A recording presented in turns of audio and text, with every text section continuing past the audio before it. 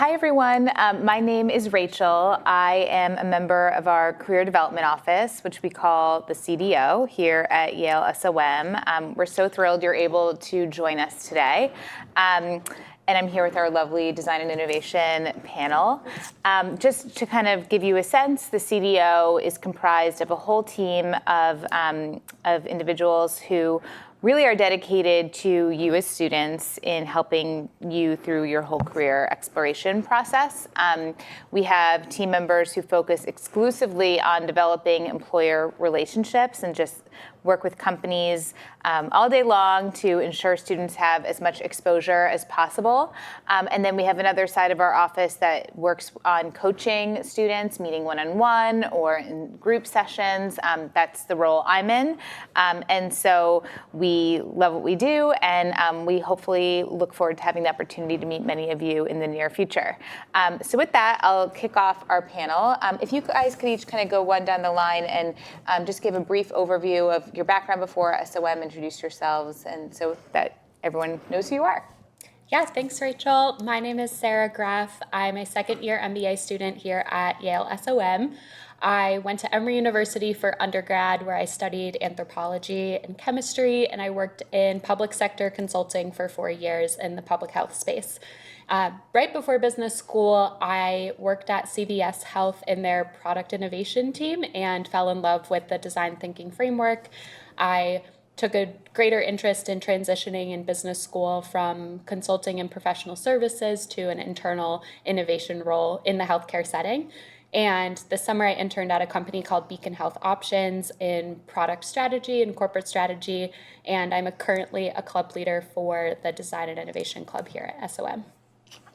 Hi everyone, I'm Alex. I'm a second year MBA as well, and a fourth year in a dual degree program between a Master's of Architecture and the MBA. Before Yale, I was at Dartmouth, so I'm pretty much all through school. I studied economics and geology, so a bit of a mixed bag. And this summer I worked at IBM, specifically in an offering management role, which was a bit more of a kind of growing the definition of product management.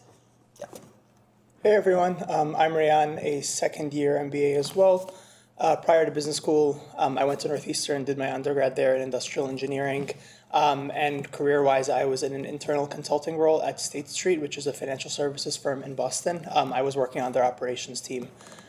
This summer, I did a few things. I think what's most relevant to this is I helped a group of people in the grocery bag space think through a business model solution to reusable grocery bags, where I employed many of the design and innovation processes that we teach here at the club and also go through in our curriculum at Yale SOM through the Innovator class.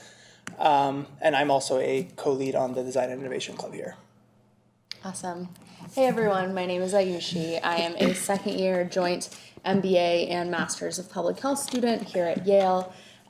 Before coming here, I worked in healthcare technology within an electronic medical record vendor, and I did health policy consulting. Before that, I went to the University of Chicago and majored in health policy. And before getting to SOM, really didn't know much about design and innovation. Kind of decided to go to the first meeting of the club and really thought that the skills it would teach me would be valuable and really loved the community. That led me to an internship at Innosight, which is a strategy and innovation consulting firm. And like everyone else here, I'm also a leader of the Design and Innovation Club this year. Great. Thank you all. We're delighted to have you. And this is such an incredible club, and we'll tell you more about that shortly. Just to start, I think everyone probably has a different sense of what design and innovation means, and some of you might not know at all, which is, I think some students come here and actually don't know what it is and then end up getting really involved in the club.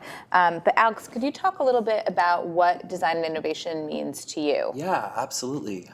So yeah, as you said, everyone has a bit of a different take. I think for me, and I think for the club a little bit as well, we view design kind of as a two-pronged, we have a two-pronged approach, I guess, where the first one is more about how to communicate with designers kind of on a team or how to work with them. And the second one is how to learn from them, specifically their processes. So these are design thinking processes, human-centered design, things that break you out of the typical business as usual kind of processes that we see at typical normal companies.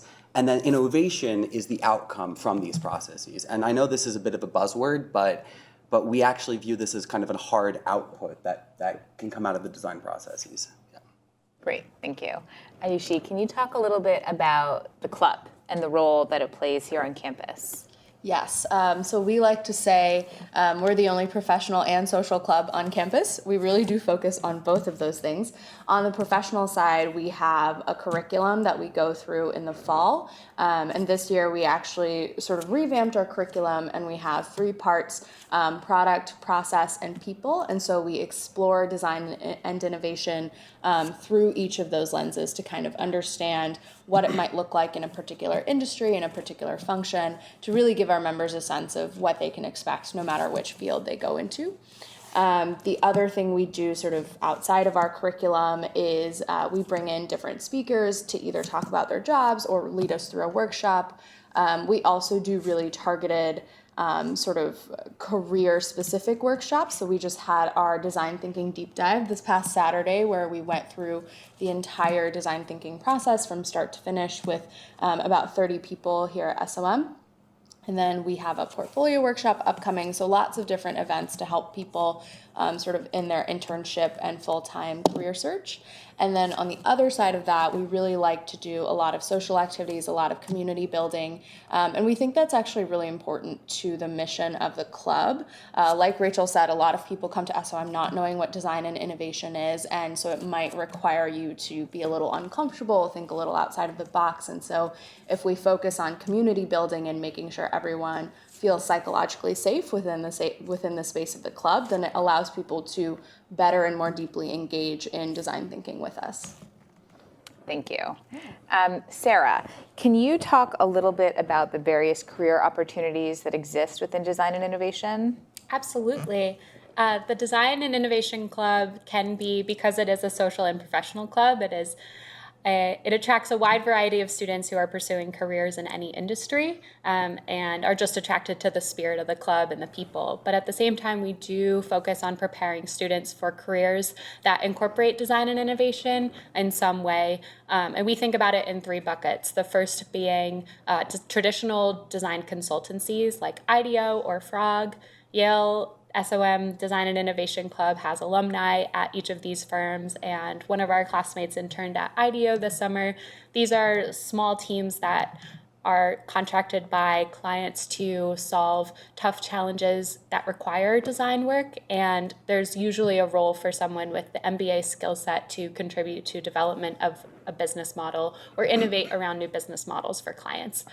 The second bucket would be internal innovation teams. And for example, at IBM, they have an internal innovation group focused on marketing and also one focused more on the product side. A lot of healthcare companies have internal innovation incubators, either focused on incubating new businesses to launch new product lines or creating net new innovation in more white space areas for companies internally and then transitioning them out into the other business units. And many companies use this model or have acquired other firms to help them do innovation, and we see SOM students interested in those positions as well. And the third and biggest bucket is just wanting to use design and innovation in your job. And that might be learning some of the tools, mindsets, and methods that we talk about in the club and applying it to a business problem that you face in your internship or your work.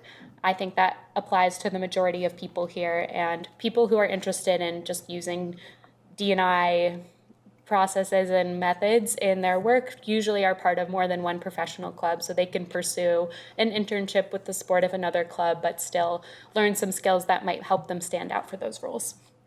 Thank you. Rayan, can you talk about what a typical day looks like and kind of how you, knowing there's probably no typical day, and how you go about balancing it all, balancing kind of the career search, academics, and social life? Yeah, I think that's one of the biggest challenges that anybody who comes to business school faces. It's consistently an act in prioritization. And I guess it depends like where you are in your year and where you are in just like in a cycle almost. So there are times where close to midterms, close to finals, people are more focused on the academics. So your time between classes is meeting with your learning team, meeting with your study group just to kind of get yourself prepared for that. There are times where academics take a back seat, in particular as recruiting deadlines start to hit, maybe in early January, moving into the spring, where people start to focus much more on careers. So I know last spring, a lot of my time between classes was focused on looking for jobs, networking, applying, doing things of that nature. And I think the social part of it just kind of forces its way in, and all the other white space that you have. So, for example, later on today, many of us are going to what we call the Friendsgiving dinner. So it's they'll do it over 2 nights. A few cohorts will get together and have a Thanksgiving meal in the school. And these events are consistently happening, whether it's Friendsgiving or another excuse for you to get together with your friends. And that's, I think, the one consistent theme that everybody tries to leverage while at school, just building a really strong network with the amazing people we have over here. Great. Does anyone have anything to add to that? No, I think Ryan captured it really well. It's really hard to juggle all of those different priorities, and it looks different for every person. But when you come to campus and if you have an idea of what you want to do with your career or using business school to make a transition, you have a sense of what type of internship you're looking at, that will probably dictate when during the year you will be focused on your recruiting timeline. And there's always second year students or people who've come before you to help you determine the best steps and when to take those steps. And the CDO is supportive throughout the year, no matter when you are doing all of your recruiting in the fall or saving it all for the spring. This next question might be a good one for everyone to chime in on. How did you know that it was the right time for you to pursue your MBA? Maybe we'll go this way. Sure. So I had 2 reasons for pursuing the MBA when I did. The first is that in my role at my previous organization, I'd gone through 2 or 3 different positions on my team, and I had hit the point where everyone in the role above me had a secondary degree or graduate degree of some sort. So I kind of knew that in order to move up, I would need to go back to school and get some sort of degree. And then in terms of narrowing it down to an MBA, my other degree is in healthcare. I want to stay in healthcare, and I realized that my previous experiences with health policy, with digital health, had been from the public sector. I had some experience in the private sector, and that's sort of what keyed me into the fact that healthcare is a business, and needing to understand business fundamentals is really important if you're going to get far in the field. And so for the types of jobs I was looking at, I did a lot of LinkedIn stalking and realized that everyone that was in positions that I wanted to be in had an MBA. And so it kind of made sense for me to go back to school and sort of round out my professional and academic development so that I could get in line for the jobs that I want to get in 10, 15 years. Yeah, I guess mine is a couple of things. First, I did industrial engineering as an undergrad. Like I mentioned earlier, I was in an internal consulting role prior to business school, and a lot of the work that I was doing was on the execution side of things, where upper management would give us a directive, we would go build out a solution, implement it, and move on to the next project. And because I lacked business skills, I struggled to really understand the why behind the work that I was doing quite frequently. And I had an engineering degree, so I knew why I didn't understand them. I never had a really strong business skill set that I could employ. So I thought an MBA would really help with that and helping understand what strategy influenced the work that I was doing. And given that I probably wanted to end up moving up in the ranks, irrespective of whether I stayed at my company or elsewhere, it was important for me to have that skill set.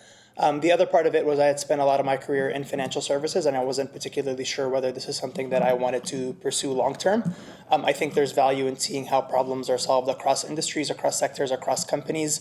And I think the MBA is a really unique way to see or get that exposure both through the student body, through your classmates, obviously, and then through the curriculum that you take. So the types of cases you see, the types of companies you interact with. And for me to get that exposure, an MBA made a lot of sense. So it gave me the skill set I needed, and it gave me the exposure that I was looking for at that stage in my career in order for me to best evaluate where I wanted to end up. Yeah, so for me, I applied to the MBA at the same time that I applied to the architecture degree. And for that reason, I kind of knew that I wanted to work at a design firm and more at the intersection of business and design. And for that reason, I knew that the typical kind of path for an architecture student is to work a certain amount of years kind of as a junior designer at a firm. And I knew that my work out of the gate, I wanted to be on the business side. And so I decided to apply to the two in tandem. And I think it was, at the end of the day, kind of an interesting decision in that a lot of my classmates do kind of come with a master's that they have done beforehand in the arts, either in architecture or whatever it may be, and come in kind of from a transition point, whereas I was coming in kind of looking for any and every opportunity at the intersection of these two fields. And I think it was kind of an exciting place to be coming into an MBA. Oh, that's great. My story is similar to Ayushi. I'm very passionate about healthcare and wanted to transition from more public sector work to private sector work. But I was working at a consulting firm, PwC, working with the CDC for 4 years after undergrad. And I kind of burnt out from the professional services function and working in client services with the workload, and felt a little bit burnt out. But I didn't know what other functions I could lean into or try to apply to when I was looking for a career transition. So I wanted to use business school to explore, to build my business acumen, study economics, start to try to understand the economics and financing of healthcare, which is very complicated, but also gain a community and a network of people in business who have had different functions within their organizations, and figure out where I might fit if I made the jump from professional services to working internally at a commercial organization. Ayushi and Rayan, can you both talk about the most useful career support you've received relative to like D&I at SOM specifically? I can go first. I think the most useful career resource has been the alumni. The Design and Innovation Club. Did I steal yours? Yep. We're kind of known for having the most amazing alumni network. Our alums are really engaged. They're really willing to help. I remember last year I created a portfolio, which I never thought I was going to be someone who created a portfolio, and I had an alum from 3 or 4 years ago reach out to me through my portfolio website and just say, hey, I looked at your website, it's amazing, like let me know if you ever want to chat. And that was just such an amazing offer. And I did end up talking to her, and I still do. And so I feel like just the willingness of the design and innovation alumni. And again, another reason why I think our community is so important is because we start building that here, and it kind of stays with us even after SOM. Yeah, quick anecdote on that front before I pivot to something else. I had a call with somebody this summer, and I neglected to say that I was a co-lead for the Design and Innovation Club. And after our conversation, he found out I was, and sent me an email saying, always lead with the fact that you are a co-lead of the Design and Innovation Club. Like, we're much more willing to engage with you. Not that they're not willing to engage with regular alum, but it's just such a strong connection point that we have. So I think the alumni is really, really strong. I guess the other part of it is just like your fellow SOM community, whether it be the CDO or your colleagues over here at SOM. Similar to what Alex said, people are coming from such diverse backgrounds. A lot of people come from very strong design backgrounds. So given that I had a very non-design background, it was easy for me to get to meet people who had been in a place where I thought I may want to go, and using their resources and their networks to help get me there. Also the CDO, because we're a smaller school, I feel like is able to you're able to really develop strong relationships with coaches at the CDO who are invested in you and your career and your progression. And having those relationships on a recurring basis, I think really helped me in my career search. Great.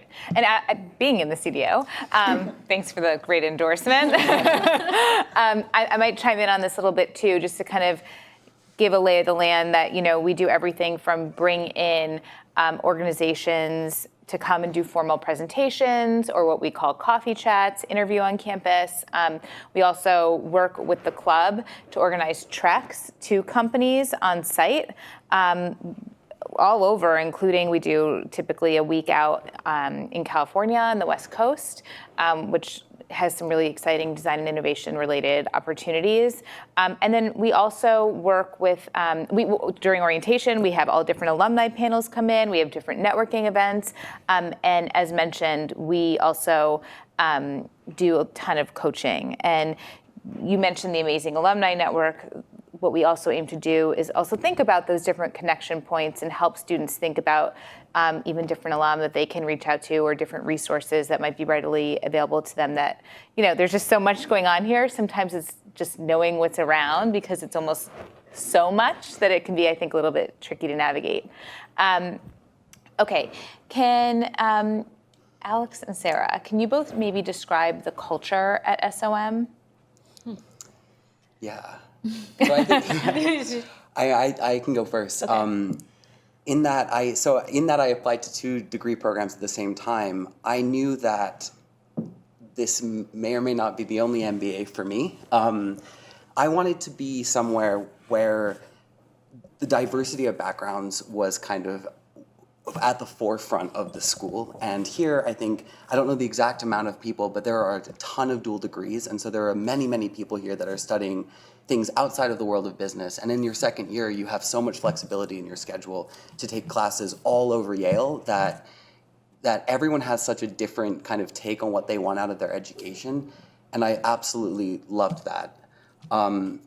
Is there anything you want to jump in? I can. Yeah, I agree. I adore the diversity of thought and background that people bring to SOM, and the kindness that they bring. I think the culture here is a product of having people who are coming from different backgrounds and who are very open-minded about what a career looks like, and they're guided by a personal sense of mission. They want to make an impact on the world, but don't feel constrained to take a particular or traditional path. So many students here have such a niche interest that they're really trying to pursue, and they're trying to pull together different, or create this career path that will help them make an impact on the world. And it looks so much different than what I would expect from MBA students. But at the center, the culture is kind, supportive, encouraging, not competitive. People really want to see their peers succeed. Yep.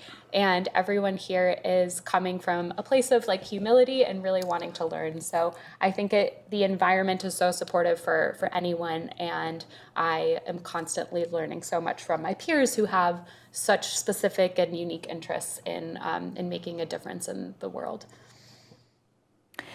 I'm going to open this one up to the group, and then whoever wants to answer, just chime in.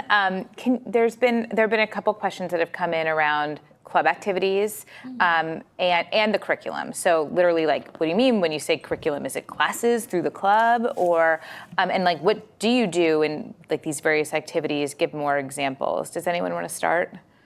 I will just add before someone else should take the question, but another thing about the culture is it is very student driven. And that's so true. This is different than other business schools, which I really couldn't get a sense of until I was here and worked with people who are at other schools, or started to kind of compare experiences. But students drive all of the programming that happens at SOM, which is very rich and robust. And that means that the events that you can go to during lunchtime or after school are very relevant to students, because students are the ones that are coming up with the ideas and executing them. And we have amazing resources from the CDO and the administration to put on awesome events like club curriculum, weekly meetings, doing workshops with companies, doing workshops on our own. And I think that is really important about the culture, but it's a school of contributors who are so eager to create fun and interesting experiences for their peers, and then we all get to benefit from that.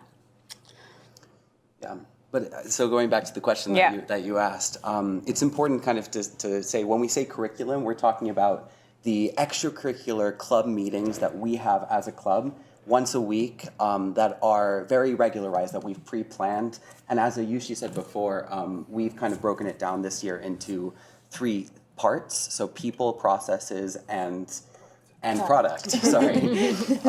And so each of these clubs, in that it's so student driven, as Sarah said, each of these clubs have their own programming and their own curriculums that kind of coincide with each other, that they completely design, and then they teach the first year students and second year students their programming. Yeah, so maybe it would be helpful if we gave an example of what a club meeting looks like. So this year we meet Tuesday evenings, and we usually open with a not a brain teaser, but a quick little activity to warm people up. So an activity that Sarah and I led last week was how might you design a microwave for a blind person or a visually impaired person? And so we talked about that and how sort of what are the considerations that go into that. And then we would have a short little lecture. We don't like to say lecture. We don't like to talk at our members, but just a way to convey, when we're talking about designing for certain populations or this particular type of product design, here are sort of the key things you need to know about this field or about this topic, so that when you walk into a room and someone's talking about it, you kind of know what's going on. And then we will have some combination of a speaker and an activity. So last week we had an alum who works at Kaiser Permanente helping them with their space design projects talk to us about design in healthcare. In past weeks we've done an activity where we've laser cut things to get a sense of what does product innovation look like from beginning to end. So that would be what a standard sort of meeting looks like. Lots of interactive opportunities, lots of discussions. We had a really great meeting about technology and privacy in design. So I think there's a large variety of things. Maybe someone else can talk about one of our other activities. So on the flip side of all the programming that we have for our curriculum, we have one-off events and workshops that kind of bring in people that wouldn't be necessarily going to these curriculums. So this past Saturday, Sarah and I led the Design Deep Dive, which is kind of a 6-hour workshop on beginning to end human-centered design. And we had multiple people that are regular kind of club attendees, as well as people that were here just to learn in a one-off sense, what is human-centered design? Mm-hmm. Yeah, so that's a little take on what our activities also look like. And you guys do a lot of fun stuff too, right? Isn't there a gingerbread house? Want to talk about that for just a second? The community piece? Yeah, we can tease some of our hallmark events. The annual gingerbread competition, which is judged by one of our deans here. That's coming up. We have an event tonight at an arcade bar just to hang out, because why not? We do an event called Dippin' Dots and Draw, which exposes novice and amateur sketchers to figure drawing, and we order Dippin' Dots because why not? Why not? That's awesome. Yeah. Can you guys talk about a favorite class that you've taken, whether that's within the SOM curriculum or even outside of SOM? Sure. I'll take this. I took a class in fall 1 of this year, an elective called Entrepreneurship Through Acquisition, which is a class on the search fund model. Won't dive very deep into what the search fund model is, but taught by a practitioner who has run search funds in the past and is now an investor in search funds. In every class, we had a really great discussion on a particular part of the search fund process, and then he would bring in the case protagonist almost on a regular level, because we would spend essentially all class talking about what we think the case protagonist did well, what he didn't do well or she didn't do well, where they could have improved, some of the weird decisions that they made. And then in the last 20 minutes of every single class, and after a few you start to get used to it, he'd say, all right, we're going to ask her what she thinks, and the case protagonist would dial in, and she'd have watched the entire class and would have written notes on everybody's comments, and we'd spend the last 20 to 30 minutes of a class really dissecting it from his or her perspective. So I thought that class was really, really engaging. It's very nice to get exposure to people who are actually in the space doing practical things in the space. And it was a class that I wasn't exposed to search funds prior to SOM, so a class where I learned a ton and kind of got into a space that made me a little bit uncomfortable. Didn't really know anything about it, so that's been my favorite class so far. Interesting. Anyone else want to chime in? I have a funny, not a funny one actually. I think my favorite class was actually in fall 1 of your first year, so the core curriculum. It was modeling managerial decisions, which I don't know, in your fall 1, you're taking accounting and economics, and a lot of kind of survey basics, kind of fundamental classes, and modeling managerial decisions kind of took me out of the way that I've been framing everything up until that point. And it was explained kind of in these two different parts through a lot of data and a lot of Excel and modeling, and then a lot of kind of the psychological explanations behind it. And I absolutely loved it. Mm-hmm. That's one of my favorites as well. Has anyone taken anything outside of SOM? My favorite. You have, obviously. Yes, yeah, you have to. Yeah. I'm not a dual degree student, but one of the reasons I was drawn to coming to SOM was because I could take classes at any of the amazing graduate schools at Yale, including the public health school because I'm interested in health. But I took a class last spring at the Jackson Institute for Global Affairs, which is going to become a school in the next couple of years, kind of like our public policy school equivalent. And it was called Increasing Global Competitiveness Through Science and Technology, taught by a practitioner who runs Eric Schmidt, former Google exec's venture and investing business, and they invest in inventors that will change the world. And the professor would come in from New York and present some of these really big ideas that tie together projects to advance economic development goals and sustainable development goals that are at the cutting edge of science. And it was incredible. I got to take this class with people from all over Yale University, and it was seminar style. I learned so much about artificial intelligence, the ethics, policy, what other countries are doing. So really talking about this at a very macroeconomic level. And it was just like an amazing example of the learning that you can get while you're a student at Yale, and it was something that I could only do because Yale SOM allows me to get credit for these courses that I take outside of the program. I want to take that now. Yeah, it's really cool. Amazing. Really cool. You've all touched on the various reasons why you chose SOM here and there, but is there any reason that you really feel like you haven't mentioned yet around what made you specifically choose SOM? I think for me, as a joint degree with public health and someone who's really passionate about healthcare, the mission of SOM really spoke to me. The idea of educating leaders for business and society, this sort of really explicit statement that business is not just about money, that it's also about society, it's also about doing good in the world. I really identified with that, and I wanted to be in a place where my career path would be respected, and I feel like that's definitely been true, and I've learned from so many of my classmates other really amazing ways, like Sarah was saying, to contribute to society from the perspective of business, and that's been really, really incredible. I'll touch on something that everybody's kind of touched on. I'd like to take it from a different perspective, just like the diversity of people at the school. And I think diversity will probably exist at almost every single business school in terms of backgrounds. Something that's unique about SOM is that it's a school of 350 people per class and a school that exists in New Haven, which I think allows you to do two things. One, because you're a small class, but at this point I've been here for a year and some months, I probably know 250 faces, and I've had conversations with most of them. So it's diversity that you can actually leverage. And then being in New Haven, nobody comes to New Haven knowing people. Nobody comes here with a really strong network. Nobody comes here and already has a family here or anything like that. So it forces you to develop really, really deep connections with the student body, both at Yale and also obviously at SOM.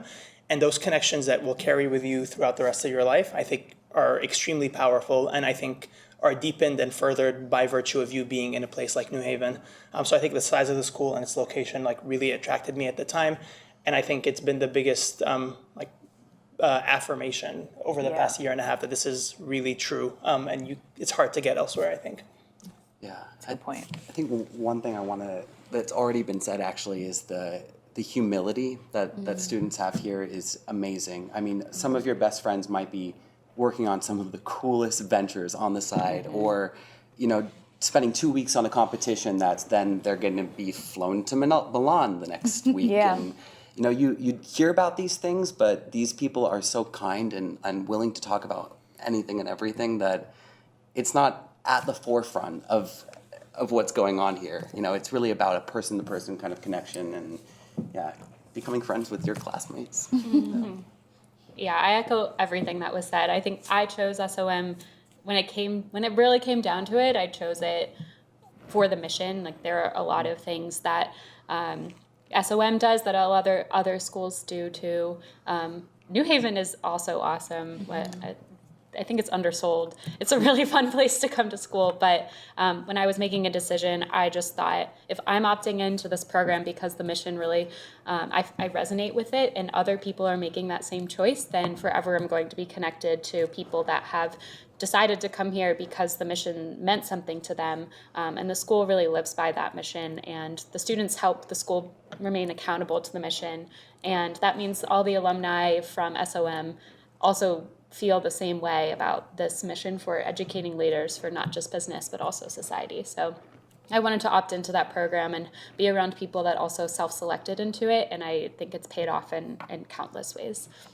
Yeah, and as a coach, I'll actually add to that in terms of just the people, which I think you hear that everywhere, but I will say just getting a chance, and the humility specifically, getting a chance to meet with students one-on-one and hearing their stories and the fascinating backgrounds and work they've done, and then the really interesting, amazing ways that they're kind of building new skills and planning their careers for the future, I think is really exciting. But then taking a step back beyond that, it's like, oh wow, they must be so busy, and they're, how do they have time to do anything? And then I log into my computer and their face comes up on the portal because they've just won some, case competition, and then now there's like an internship spotlight, and it's really incredible all the different things that I think students are involved in here, and kind of how that all comes to life really once you're on campus and you're in this building and on this campus, and the various activities you can get involved in. The next question is about the career search process and the recruiting process specifically in D&I and what that looks like. Maybe I'll just give kind of the foundation for 1 minute, and then you all can kind of chime in with how that comes to life. So basically, when you're over the summer, typically the CDO will interact with you for example, this past summer, we did a summer series where we worked with you on resumes and getting a lay of the land, how things work, just talk through kind of just general information you needed from a career perspective before you get here.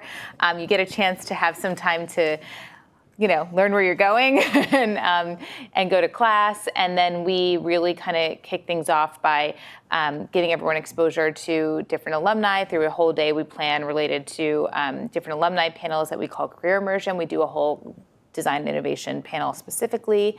And then you're really into your first semester, and really the first semester is dedicated towards exploration, getting to go to different company presentations if they are on campus, networking on your own as well, and kind of all leading up to winter break. And then after that is really when internship interviewing typically starts. So your first semester is a little bit more exploration, networking driven, and then I'd say more formal interviewing for internships don't start until after winter break. And then that kind of looks a little bit different for everyone based on what they're interested in. Some organizations come on campus and have very structured recruiting processes. Others don't. Others don't even know that they want an intern until they meet you and decide they can't live without you. That's what I would say. But anything to add to that around what to expect in terms of design innovation and recruiting? Yeah, I think it helps to be able, those 3 buckets we mentioned, design consultancies, internal innovation, and just, I really like this club, but I'm going to pursue another structured career path maybe. It helps to put yourself in one of those buckets because spreading yourself across them is pretty challenging. It's possible, some of us have done that. But my advice to students is to, even now when you're applying to business school, to always be trying to learn what type of role you'd be interested in looking at, because the more you can that self-reflection, the more you can do before business school, the more you can leverage the resources and filter through the amazing programming and companies that the CDO brings. Because if you went to every presentation, you would lose your mind. You'd never have time to do your homework or have fun. So yeah, I think the hardest part for students is that self-exploration piece, and they're always caught off guard by how little time there is for that. So doing it in advance before you come to campus is really helpful, and then using your peers and the CDO to help further narrow and hone it and refine it is probably the best approach. Okay. Yeah, I want to echo what Sarah said about being able to put yourself in one of the 3 buckets we talked about with respect to D&I recruiting. I was one of those who spread myself across all of the buckets last year. I learned a lot. I know a lot about sort of the whole sphere of D&I roles, but it was, I wouldn't recommend it. And I think what I could have done to sort of save myself a lot of effort was be reflective a lot earlier, right? So in the beginning, it's when you get here, you're trying to figure out classes and friends, and there's a lot going on. But if you can take even like an hour a week to say, okay, what do I want out of my job right after business school or my internship? What is important to me and what is going to help me professionally develop? And then have that lens through which to talk to second years, talk to alums, talk to CDO. I think that's really helpful, and will hopefully you'll save yourself a lot of trouble applying to positions that you later realize you didn't really want. Okay, great. Anything to add to that? No? Good. Okay. I think this might be the final question for now. I'm sure that various students can get in touch with students as well as they're thinking about their decisions. But any final advice prior to applying? I know that that's kind of a big question, but maybe we'll start here if you don't mind. Yeah. I think I just gave my biggest piece of advice, which is use the MBA application process as like an opportunity to try to figure out what you want to do after school. And for me, my story when I applied to school changed slightly. I did a pre-MBA internship, and I worked at, as I said, CBS for 5 months before school, and it completely redirected the path that I wanted to take here. So of course things can change. You can be open-minded, but once I got here, I was like, oh, I should have been networking with people and figuring out what they do during the application process so I could better come prepared to take advantage of things here. So just continuing this conversation of don't put off your career exploration until you get to business school. Start now so you can use the amazing resources that are here for you. And then my other piece of recommendation for the application is figure out how you would contribute to SOM. And I always tell students, like, there's clubs and every club has a website, and imagine how you would want to get involved. And I think that can help make it more real for you to figure out if it's the right place for you. Yeah, I think mine, you kind of mentioned it, but I think mine would be open-minded. And I think that applies to everything to do with the actual classes that you're taking here. You won't expect it, but a class will come out of left field that you absolutely love, that you didn't like beforehand, and it becomes your favorite, especially in that core curriculum. And be open-minded about the people as well. You're going to meet so many different people. We've been over it in this panel, but the people here are fantastic. And then also be open-minded about your career possibilities. Go to career fairs, go to career presentations, reach out to people. I also applied to a million different jobs because I really didn't know what I wanted to do. Yeah. And I leaned on the alumni a little bit to really understand what was it about that job that drew me, and am I qualified for it, and would I get a lot out of it? So be open-minded. I would say use the application process to really reflect on where you want to be. If you're going to a top business school, you're going to get a very similar education across the board. You're going to get the same job prospects across the board. Where you're going to differentiate between business schools is where you're going to be happiest over 2 years and who are going to be your lifelong connections through this 2-year experience. So think about those things as you're applying and self-select, similar to what Sarah said, into a program that you feel like resonates with you and where you would be successful in developing those connections and be happy over 2 years. Business school for me, for the year and some that I've been here, and I think for the next 6, 7, 8 months, however long we have left, have been probably the best 2 years of my life because I was very intentional about applying to a place where I thought I would be happy. So think about that. I think that's really, really important. Yeah, and kind of I think a tactical way to assess whether you would be happy is pay attention to how you feel throughout the application process.